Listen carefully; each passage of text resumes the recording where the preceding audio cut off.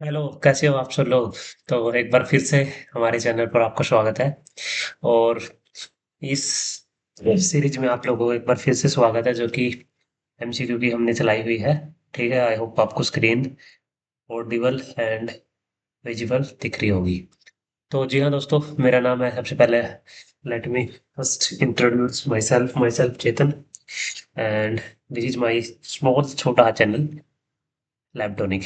तो चलिए आज की कार्यक्रम, आज का वीडियो शुरू करते हैं। ठीक है, तो ये क्लास भाई सभी के लिए हेल्पफुल होने वाली है। ठीक है, एनआईबी अगर हमने इसके ऊपर टाइटल डाला तो इसका मतलब ये नहीं कि ये सिर्फ एनआईबी वालों के लिए इम्पोर्टेंट है। ये क्लास सबके लिए इम्पोर्टेंट है, whether you are preparing for MCRE, PGI, KGMU, SGPGI, HSSC, D triple HB, ICMR, CSIR, कोई भी एग्जाम हो। ठीक है, आयुर्वेदा का भी एग्जाम होता है, सीसीआरएएस का। ठीक है, तो किसी की भी एग्जाम के लिए अगर आप प्रिपेयर कर रहे हो तो सभी के लिए आप ये वीडियो इम्पोर्टेंट होने वाली है। ठीक है, तो एमसीक्यू प्रैक्टिस की वीडियो है। और एक बात मैं आपको बता दूं आगे जाने से पहले, कि इसमें मैं सिर्फ और सिर्फ एमसीक्यू ही नहीं करवाऊंगा, इसमें आपको मिलेगी हाई यील्ड एक्सप्लेनेशन। ठीक है, हाई यील्ड एक्सप्लेनेशन आपको हर क्वेश्चन की इसमें मिलेगी। ठीक है, अभी हमारा टारगेट है एनआईबी का एग्जाम। ठीक है, क्योंकि एनआईबी में एग्जाम में हमारे पोस्टें निकली हुई है साइंटिस्ट की,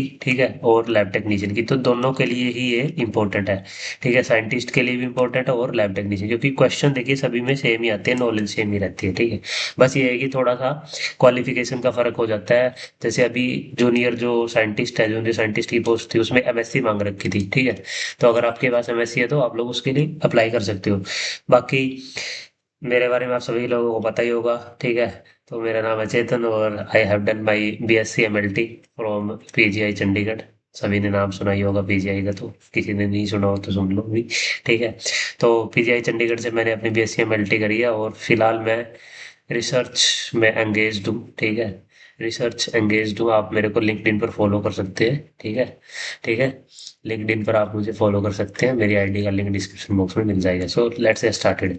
तो ये थोड़ा सा मेरे बारे में है जी। ठीक है, आप पॉज करके वीडियो को पढ़ लेना।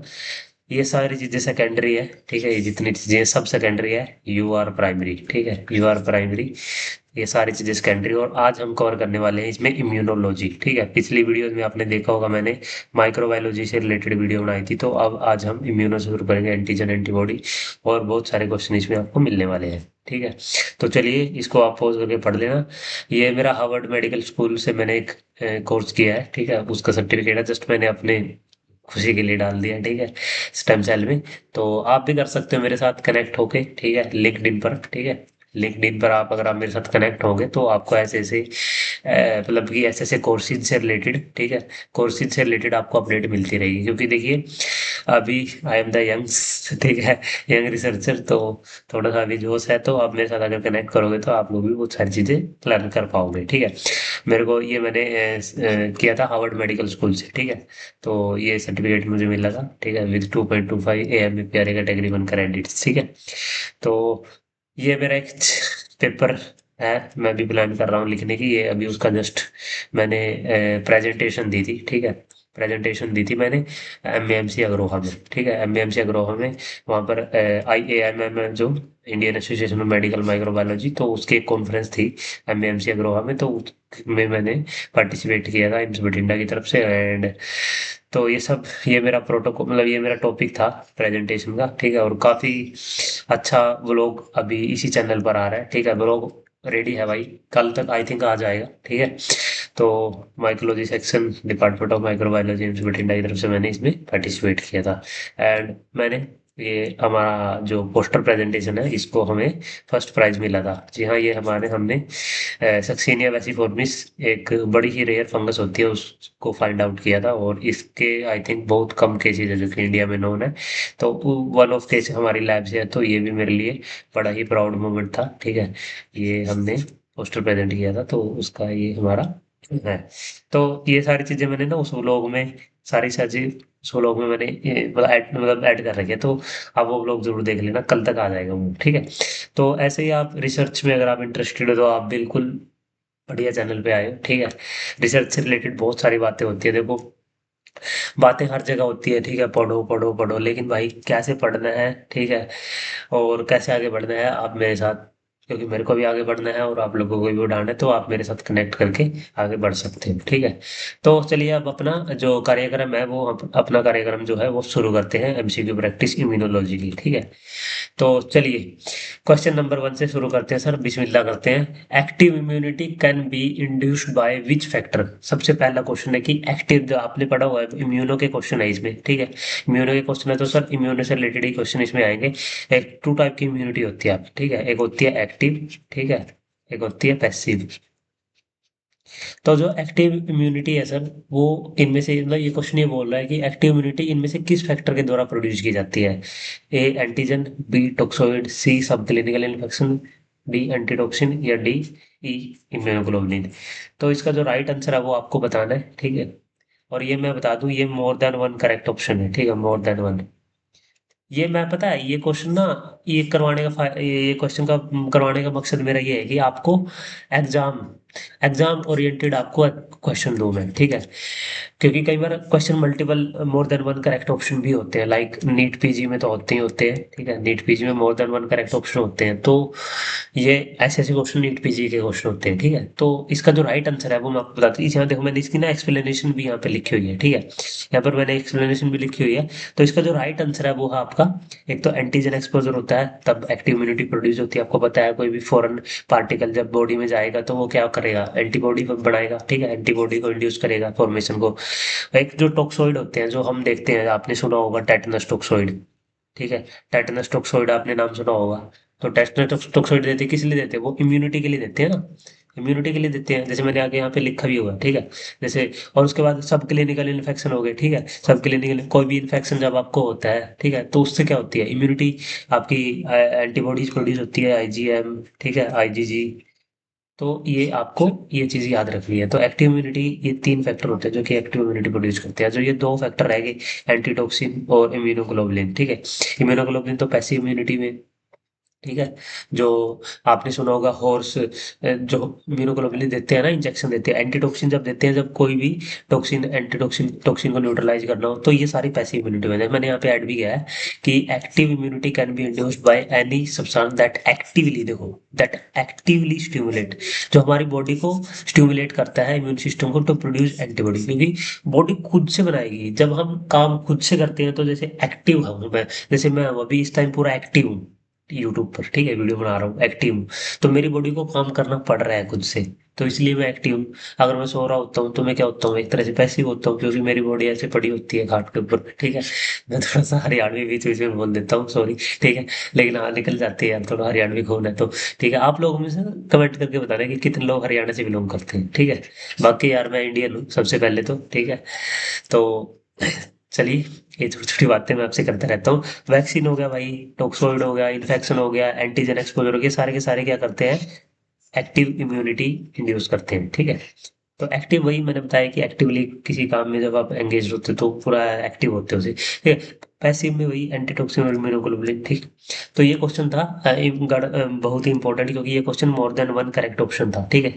तो इसलिए भी इंपॉर्टेंट हो जाता है। तो ये आप स्क्रीनशॉट भी ले सकते हो या बाद में पीडीएफ आप इसका पढ़ सकते हो, ठीक है, टेलीग्राम पर पीडीएफ डाल दूंगा इफ पॉसिबल। अगला क्वेश्चन है, अगला क्वेश्चन भी इम्यूनिटी है, क्योंकि देखो इम्यूनोलॉजी के क्वेश्चन हम इसमें सॉल्व कर रहे हैं, ठीक है, इम्यूनोलॉजी क्वेश्चन। और आपको ना वीडियो अच्छी लगे ना तो एंड में, हाँ, एंड में लाइक करके जाना, ठीक है, पहले पूरी वीडियो देखना, ठीक है, पहले पूरी वीडियो देखना, उसके बाद ही लाइक या डिसलाइक करना। क्योंकि देखो लाइक करना और डिसलाइक करना ये आपका हक है, इसको मैं आपके ऊपर छोड़ता हूँ। अगर आपको कंटेंट पसंद आएगा तो आप जरूर लाइक करना, अगर आपको कंटेंट बिल्कुल पसंद आए तो भाई बेझिझक कमेंट बॉक्स में गालियां लिख देना, नो प्रॉब्लम। क्योंकि जब तक मुझे अपनी गलतियां नहीं पता लगी, जब तक मुझे मतलब आप लोग बोलोगे नहीं कि सर इस चीज को इम्प्रूव करो, तो मैं कैसे इम्प्रूव करूंगा, ठीक है। और गालियों को तालियों में बदलना ही हमारा मकसद है, ठीक है। तो क्वेश्चन नंबर टू है सर, आपकी कंप्यूटर की स्क्रीन पर क्वेश्चन नंबर क्या है sir. All are true about innate immunity except one. मैंने अभी पीछे ही वीडियो में बताया था कि दो टाइप की इम्यूनिटी होती है, एक होती है इनेट इम्यूनिटी, एक होती है एडेप्टिव इम्यूनिटी, ठीक है। तो इनेट इम्यूनिटी के बारे में ये सारे के सारे जो फैक्ट है, सारे के सारे जो लाइन है, ये सारी की सारी करेक्ट है, एक को छोड़कर, एक्सेप्ट वन। सबसे पहले क्वेश्चन पढ़ना सीखो, एक्सेप्ट वन, एक्सेप्ट के, ठीक है, ऐसे ऐसे जो क्वेश्चन होते हैं ना, ये गूगली क्वेश्चन होते हैं भाई, ठीक है। अगर जो लोग एक्सेप्ट पढ़ना भूल जाते हैं ना, तो उनको वैसे पहले ऑप्शन में दिखता है यार इसका आंसर तो ये है, तो डालने से मैंने भी ये गलती करी है कई बार एग्जाम में। तो ये जो एक्सेप्ट वाले क्वेश्चन होते हैं ना, इनको बड़े ध्यान से अपने ज्ञान चक्षु खोल के इनको आपको रीड करना होता है। तो इनमें से कौन सा है जो इनिएट इम्यूनिटी के बारे में गलत है, यानी कि इन चारों में से कौन सा गलत है। तो इनेट इम्यूनिटी आपको पता है, इनेट इम्यूनिटी क्या होती है, नॉन स्पेसिफिक होती है, क्योंकि इनेट इम्यूनिटी हमें बाय बर्थ मिलती है, ठीक है। बाय बर्थ हमें इनेट इम्यूनिटी मिलती है, ठीक है, by birth. Not affected by genetic influences, act as first line of defense and example are complement innate immunity का पार्ट है, ठीक है। innate immunity का तो मैंने आगे ना इसकी पूरी मतलब बहुत सारी चीजें हैं जो मैंने इसमें आगे इसमें तो मैं ऐड करना भूल गया, आगे आने वाली स्लाइड्स में मैंने ऐड किया हुआ, ठीक है। तो इसका जो राइट आंसर है वो मैं आपको बता देता हूँ। innate immunity इसका जो, चलिए पहले आप खुद सोचिए आंसर क्या है, ठीक है। मैं तब तक पानी पी लेता हूँ।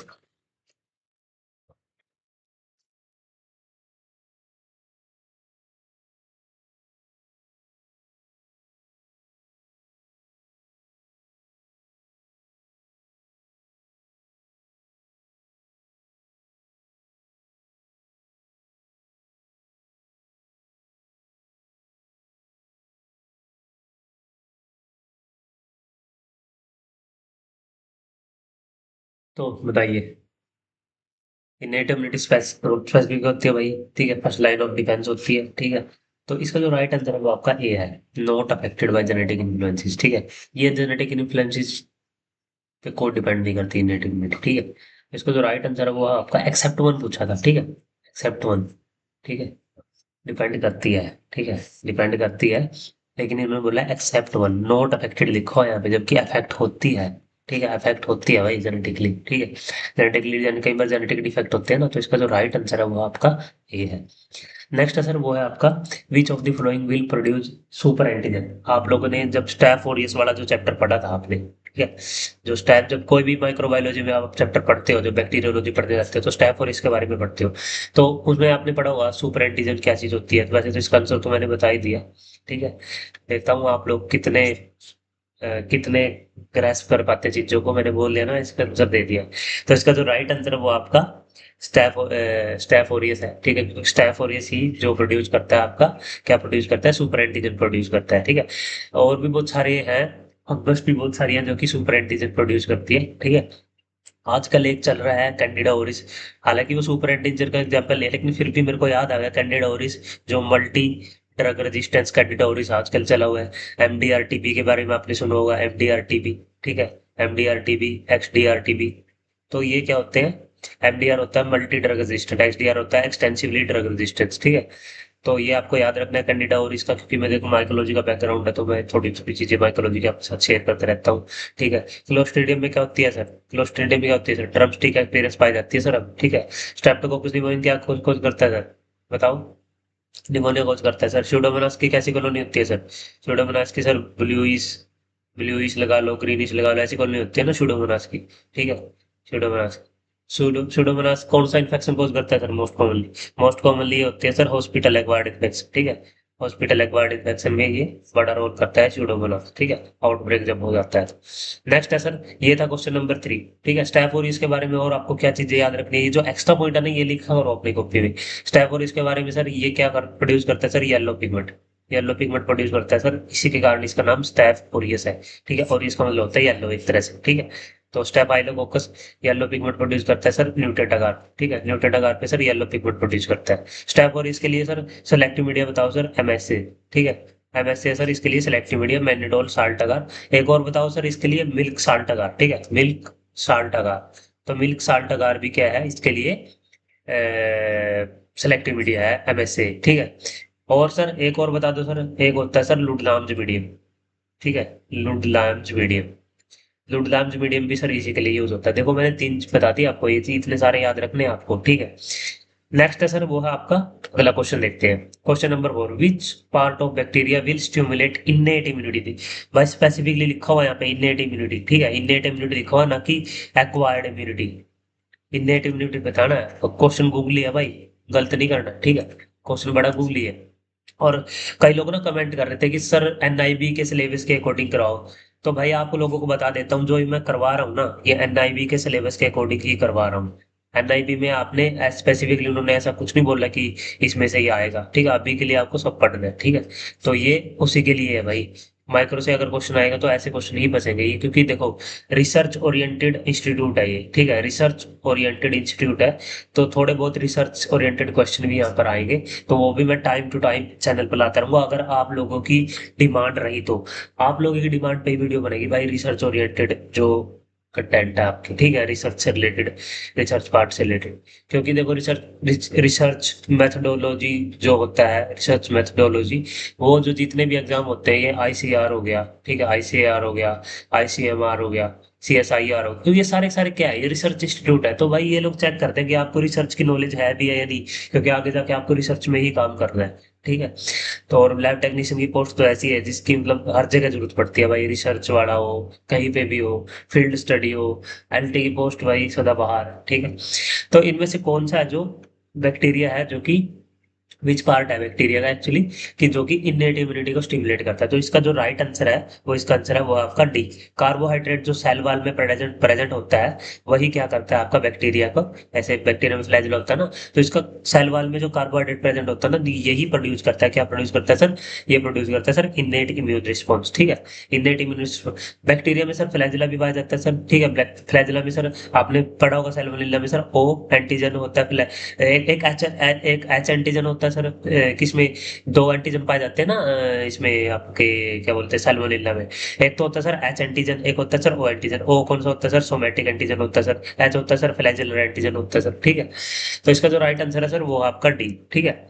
इसमें से कुछ मतलब इससे रिलेटेड कुछ और फैक्ट है जो आप देख सकते हो, जो आपके टोल लाइक रिसेप्टर है, ठीक है। ये बैक्टीरियल और वायरल जो कार्बोहाइड्रेट होते हैं, ठीक है, ये आपको थोड़ा, हाँ, इसको ना आपको ल्यूसिन, ये सारे सारे मतलब एक तरह से इम्यून रिस्पॉन्स प्रोड्यूस करने वाले, लाइपोपोलिसेक्राइड हो गया, इंटीग्रीन्स हो गया, तो ये इसका ना आप स्क्रीनशॉट भी ले सकते हो, ठीक है। नेक्स्ट अब हुआ सर आपका, एक्चुअली में जो ये वाले ऐड किए थे मैंने, ये थोड़ा सा मतलब कि एक्चुअली में ये जो मतलब इस साइड लिखे हुए हैं ना, ये है लाइक, मैंने ऐड करना भूल गया था, ये है लाइगैंड, और ये है आपके पैटर्न रिकॉग्निशन फैक्टर, ठीक है, पैटर्न रिकॉग्निशन फैक्टर, फैक्टर, ठीक है, पैटर्न रिकॉग्निशन फैक्टर लगा लो, पैटर्न रिकॉग्निशन लाइगेंड लगा लो, ठीक है, पैटर्न रिकॉग्निशन लाइगेंड लगा लो, ठीक है। तो इसका भी आप स्क्रीनशॉट ले सकते हो। नेक्स्ट है सर वो है question number 5, in acute inflammation, acute phase, अब भाई बहुत इंपॉर्टेंट क्वेश्चन आ गया सर, बहुत ज्यादा important. Acute phase reactant, acute phase reactant के ऊपर क्वेश्चन आ गया सर। एक्यूट फेज रिएक्टेंट में इनमें से कौन सा जो इन्फ्लेमेशन है इसमें एक्यूट फेज रिएक्टेंट है, हेप्टोग्लोबिन, एल्ब्यूमिन, फिब्रिनोजन या गामा ग्लोबुलिन। तो सर ये भी मोर देन वन करेक्ट ऑप्शन है सर, ये भी। कैसे मोर देन वन करेक्ट ऑप्शन है सर, क्योंकि इसके मल्टीपल आंसर है, और ऐसे क्वेश्चन करने में ही मजा आता है। तो इनमें से जो एक्यूट फेज रिएक्टेंट है ना, वो क्या बोलते हैं एक्चुअली में, जो एक्यूट फेज रिएक्टेंट है, वैसे तो इसमें मतलब इन चारों में से, इन एक्यूट इन्फ्लेमेशन में पूछा आपसे, ठीक है, एक्यूट इन्फ्लेमेशन, एक्यूट इन्फ्लेमेशन में बताना आप, ठीक है। यहाँ पर आगे एक्सप्लेनेशन लिखी हुई है, ठीक है, ये पूरी यहाँ पे लिखी हुई है भाई, ठीक है। तो बताइए इसका जो राइट आंसर है बताना,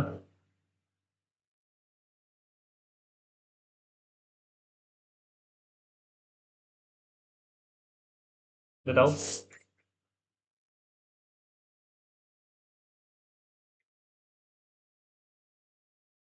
तो इसका जो राइट आंसर है सर वो है आपके तीनों, मैंने बताया कि मल्टीपल चॉइस है, तो मतलब मल्टीपल करेक्ट है, तो इसका हेप्टोग्लोबुलिन, एल्ब्यूमिन और फिब्रिनोजन, इन तीनों की तीनों क्या है, एक्यूट फेज रिएक्टेंट है सर, एक्यूट फेज रिएक्टेंट है, ठीक है। इनमें से जो आपका एल्ब्यूमिन है वो तो है नेगेटिव फेज, ठीक है, मैंने जैसे यहाँ पे ऐड भी किया है। तो जो आपका एल्ब्यूमिन है वो तो होता है सर नेगेटिव फेज, यानी कि उसके जो लेवल है वो डिक्रीज हो जाएगा एल्ब्यूमिन की, ठीक है, एक्यूट फेज रिएक्टेंट के, ठीक है। और जो पॉजिटिव एक्यूट फेज रिएक्टेंट है सर वो है आपके फिब्रिनोजन एंड हेप्टोग्लोबुलिन। तो फिब्रिनोजन हो गया, हेप्टोग्लोबुलिन हो गया, ये सर आपके पॉजिटिव एक्यूट फेज रिएक्टेंट है सर, यानी कि इनके लेवल सर बढ़ेंगे इन्फ्लेमेशन में। तो ये भी आपको याद रखना है कि पॉजिटिव वाला कौन सा है और नेगेटिव वाला, क्योंकि नेगेटिव वाले के ऊपर क्वेश्चन आया हुआ है, नेगेटिव वाले के ऊपर क्वेश्चन आया हुआ है sir, negative acute phase reactant के ऊपर क्वेश्चन आया हुआ है, ठीक है। अगला क्वेश्चन डिस्कस करते हैं सर, क्वेश्चन नंबर 7। इन क्वेश्चन नंबर 7 है, first barrier encountered for micro organism for common expose sites. हाँ भाई, चार दिए हुए हैं, एसिडिक पीएच, लाइसोजाइम, स्किन या ग्लाइकोजन, इन चारों फैक्टर में से जो आपका जो फर्स्ट लाइन ऑफ डिफेंस है इनमें से कौन सा है। देखो भाई, बड़ा ही आसान क्वेश्चन है, बड़ा ही आसान क्वेश्चन है, लेकिन उलझाया हुआ है ऑप्शंस में। ऑप्शंस ऐसे सेलेक्ट सेट किए हुए हैं कि आप लोग उलझ जाओगे। ठीक है, तो इसका जो राइट आंसर है वो मैं आपको बता देता हूँ, स्किन। स्किन आपकी जो, ये जो त्वचा है, स्किन, ये आपकी फर्स्ट बैरियर है। कोई भी आपका एक्सपोज होती है, तो कोई भी आप मतलब कभी आपका एक्सपोजर होता है environment, तो फर्स्ट लाइन ऑफ डिफेंस में आता है स्किन। ठीक है, तो इसकी जो एक्सप्लेनेशन है, हाई इलेक्ट्रॉन, वो आप जैसे फिजिकल बैरियर होते हैं, जो फिजिकल बैरियर में क्या क्या होते हैं, आपकी स्किन एंड म्यूकस मेम्ब्रेन होती है। ठीक है, इसको फर्स्ट लाइन ऑफ डिफेंस बोलते हैं। तो ये क्या करते हैं, एंट्री को प्रिवेंट करते हैं कोई भी पैथोजन तक की, इसलिए इनको फर्स्ट लाइन ऑफ डिफेंस बोला जाता है। ठीक है, नेक्स्ट है सर, वो है आपका, ये स्किन के बारे में थोड़ा लिखा हुआ है कि स्किन की कौन सी लेयर है और उसका क्या काम है। ये आप पॉज करके पढ़ सकते हो, थोड़ा बहुत मैं डिस्कस भी कर सकता हूँ स्किन के स्ट्रक्चर से, कि जो आउटर जो डर्मल लेयर होती है, जो ये एपिडर्मिस होती है, ये क्या बचाती है, एक तो हमें मैकेनिकल बैरियर सब जाती है। ठीक है, कोई भी ऐसे जब आप गिर जाते हो, कई बार ऐसे घिसर लग जाती है, या ऐसे ही मतलब, तो उससे भी बचाती है। एक जितने भी माइक्रो ऑर्गेनिज्म उनकी एंट्री से बचाती है। ठीक है, और ये ना, मतलब जो स्किन की जो ये लेयर है, ये ना लगातार ना, मतलब कि झड़ती रहती है। ठीक है, ताकि जो अटैच बैक्टीरिया है वो क्या हो, आपके उतरते रहे, ऐसे कि अंदर तक ना मतलब कि अंदर तक ना चले जाए। और जो हेयर फॉलिकल हो गया, स्वीट ग्लैंड होगी, और जो सीबम हो गया, ये क्या करते हैं, ये एसिडिक एनवायरनमेंट प्रोड्यूस करते हैं। ठीक है, 3 to 5 pH जो होती है, जो सीबम होता है। ठीक है, इसमें इन्होंने क्या पूछा था, क्वेश्चन में इन्होंने पूछा था कि फर्स्ट लाइन ऑफ डिफेंस कौन सा है। ठीक है, तो वही बता रहा हूँ आपको, स्किन इसका जो राइट आंसर है। और जो पीएच है वो सीबम सिक्रीशन की वजह से होती है, क्योंकि वो भी क्या करती है, ग्रोथ को रिटार्ड करती है। उसके बाद अल्कोहल हो गया या टॉक्सिक लिपिड होगा, ये सारे के सारे जो सिक्रेट करती है, उससे क्या होता है, इनहिबिट होता है बैक्टीरिया। उसके बाद सर, स्किन एसोसिएटेड लिम्फोसिटिस होता है सर, एक होता है सर MALT, ये आपने पढ़ा होगा, माल्ट। ठीक है, ये माल्ट वो माल्टा वाला माल्ट है भाई। ठीक है, ये है mucosa, mucosa associated lymphoid tissue. ठीक है, टिश्यू, तो ये होता है sir mucosa associated lymphoid tissue. और ये होता है sir skin associated lymphoid tissue, salt जिसको बोलते हैं। साल्ट का क्या मतलब है, ये मीडिएट करता है स्पेसिफिक और नॉन स्पेसिफिक प्रोटेक्शन। ठीक है, against microorganism that penetrate outer tissue layer. ठीक है, उसके बाद स्किन के साथ एसोसिएटेड है। उसके बाद एक होता है कंजक्टाइवल एपिथेलियल, जो कि आई में होता है, क्योंकि कोई भी वर्ड जब आप सुनो ना, कंजक्टाइवा। ठीक है, कंजक्टाइवा आई के लिए यूज होता है, क्योंकि देखो, flushing action of tear remove micro, हमारे आंसू आते हैं, तो भी देखिए, कोई भी आपका क्या होता है, कोई भी जैसे धूल वगैरह में जब आपके अंदर चली जाती है, या कोई भी चीज, तो एकदम से आपकी आंखें लाल हो जाती है, तो वो सारा रिस्पॉन्स होता है। ठीक है, टीयर में क्या होता है, आपको पाया जाता है लाइसोजाइम पाया जाता है, जो कि बैक्टीरिया को किल करता है, एंटीबैक्टीरियल होता है ये। ठीक है, एंटीबैक्टीरियल लाइसोजाइम होता है, जो कि टीयर में पाया जाता है। ठीक है, तो ये था सर सातवां क्वेश्चन। और सातवें क्वेश्चन से आगे बढ़ने से पहले, सबसे पहले एक आपसे रिक्वेस्ट करना चाहूंगा, अगर आप लोग हमें फेसबुक पर देख रहे हो, तो चैनल को आप फॉलो कर लेना। ठीक है, पेज को फॉलो कर लेना, अगर आप ये वीडियो फेसबुक पर देख रहे हो तो। ठीक है, अगर आप ये वीडियो यूट्यूब पर देख रहे हो तो चैनल को आप सब्सक्राइब कर लेना। ठीक है, सब्सक्राइब कर लेना चैनल को, अगर आप ये वीडियो यूट्यूब पे देख रहे हो तो। अगर आप ये वीडियो इंस्टाग्राम पर देख रहे हो तो आप हमें क्या कर सकते हो, फॉलो कर सकते हो। ठीक है, ये आईडी दी हुई है, ये मेरी पर्सनल आईडी है। ठीक है, ये मेरी पर्सनल आईडी, इसको आप मेरे को मैसेज कर सकते हो। ठीक है, हाँ भाई, मैसेज जब आप करते हो ना, तो पहले अपना नाम और पता बोल भेजा करो। ठीक है, कि कौन हो आप, कहाँ से हो, कहाँ से बात कर रहे हो, क्या पूछना चाहते हो। ठीक है, ऐसे ही जस्ट नहीं, फिर वो ऐसे फिर कई बार मैं नहीं दे पाता रिप्लाई, तो पहले अपना नाम और पता, कि sir I am this this this from this this institute and I want this, my doubt is this, please clear my doubt, ऐसे जब आप करोगे मैसेज, तो मैं तो आपका जरूर आपको रिप्लाई दूंगा। उसके बाद ये टेलीग्राम का पेज है भाई, इसको आप क्या कर सकते हो, हमारा ज्वाइन कर सकते हो, इसको आप सब मतलब कि सब्सक्राइब कर सकते हो टेलीग्राम। ठीक है, लिंक आपको डिस्क्रिप्शन बॉक्स मिल जाएगा। और लिंक्डइन का जो लिंक है वो मैंने डाल दिया है लिंक्डइन पर। मेरे 1000 फॉलोवर अभी होने वाले हैं। ठीक है, अभी 1000 फॉलोवर होने वाले हैं, 800 समथिंग हो गए हैं। ठीक है, तो नेक्स्ट अगला बढ़ते हैं, क्वेश्चन नंबर 8। क्वेश्चन नंबर 8 क्या है गुरुजी, क्वेश्चन नंबर 8 है sir, antibody diversity is due to. हाँ भाई, एंटीजन एंटीबॉडी के क्वेश्चन आने शुरू हो गए हैं भाई। एंटीबॉडी जो डाइवर्सिटी है वो किसके कारण होती है, बताइए। एंटीबॉडी डाइवर्सिटी, ये भी भाई मल्टीपल चॉइस करेक्टर है, मतलब मल्टीपल ऑप्शन है इसके भी। ठीक है, बताओ, एंटीबॉडी जो डाइवर्सिटी है वो किसके कारण होती है, बताइए। एंटीबॉडी डाइवर्सिटी किसके कारण होती है, CD40। ठीक है, बताओ, बताओ, बताओ।